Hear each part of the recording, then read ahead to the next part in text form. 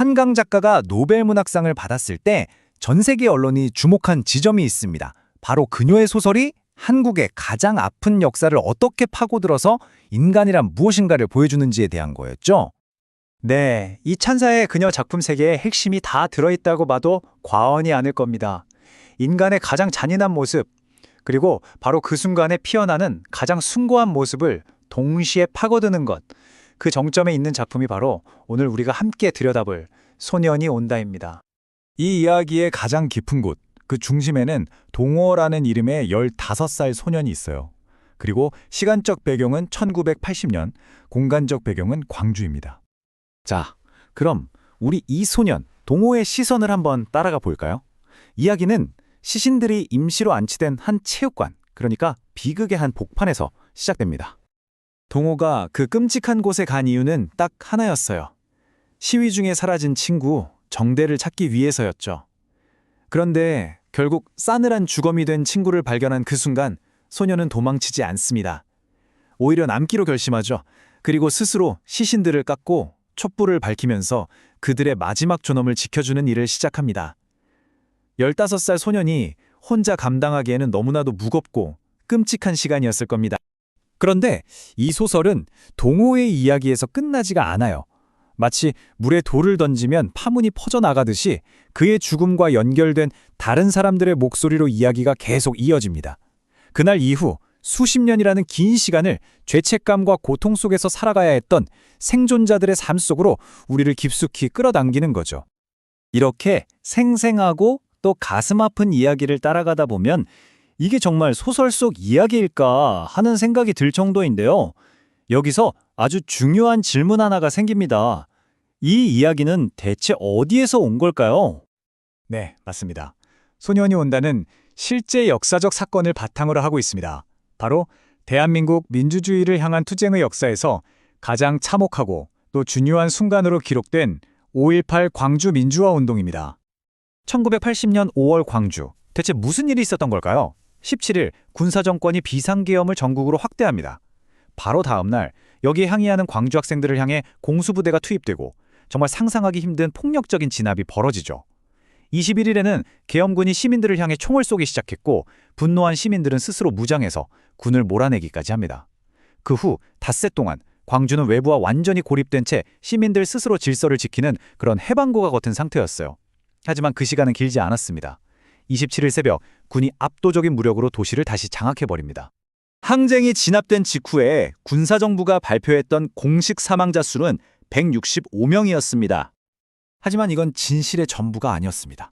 나중에 시민단체들이 부상으로 나중에 돌아가신 분들, 행방불명된 분들, 그리고 안매장된 분들까지 포함해서 다시 집계한 사망자 수는 606명에 달했죠.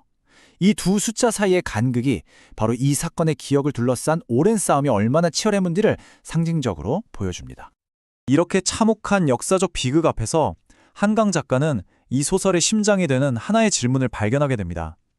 그녀 스스로 풀 수 없는 수수께끼라고 불렀던 질문이었죠. 한강 작가가 어렸을 때 우연히 5.18을 기록한 사진첩을 보게 됐다고 해요. 당시에는 금서였죠. 그 안에서 도저히 함께 있을 수 없을 것 같은 두 개의 얼굴을 본 겁니다. 어떻게 인간이 이렇게까지 잔인할 수 있을까? 그런데 동시에 어떻게 인간이 이렇게까지 존엄하고 숭고할 수 있을까? 이 질문이 바로 소년이 온다 전체를 관통하는 핵심입니다. 지금 보시는 이 화면이 바로 그 풀 수 없는 수수께끼를 보여줍니다. 왼쪽을 한번 보세요. 비무장 시민을 향한 군인들의 무자비한 폭력이 기록되어 있죠. 그런데 이제 오른쪽을 보세요. 바로 그 폭력 한가운데서 부상자들을 위해 헌혈을 하려고 길게 줄을 선 시민들의 모습이 보입니다. 이처럼 극단적인 폭력과 극단적인 존엄이 공존하는 이 불가능해 보이는 장면, 이게 바로 작가가 우리에게 던지는 인간에 대한 근원적인 질문인 겁니다.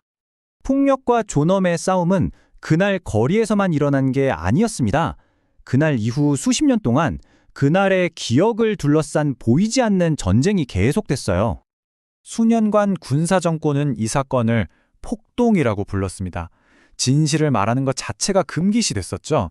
그러다 1997년에 이르러서야 5.18 민주화 운동이라는 이름을 되찾고 국가 기념일이 됐고요.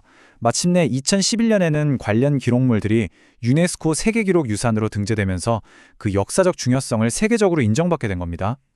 바로 이 기억을 둘러싼 전쟁이라는 맥락에서 소년이 온다는 단순한 소설 이상의 의미를 갖게 됩니다.